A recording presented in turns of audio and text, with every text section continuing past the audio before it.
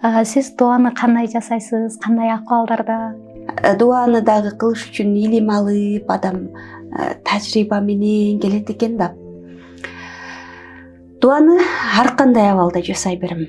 Негизи убактым болсо даарат алып, пайгамбарыбызга салават айтып, көбүнчө намаздан кийин анан Аллах тааланы улуктап, субханаллах деп, альхамдулиллах деп улуктап, анан кийин сурайм. Болбосо ар эле убакытта, мисалы азыр силер менен жолугушканга келип атып деле, машинада эле Кудайым ошол жолугушуубузду пайдалуу кыл, берекелүү кыл, адашуудан өзүң сакта деп чын жүрөктөн сураганга аракет кылам да. Анан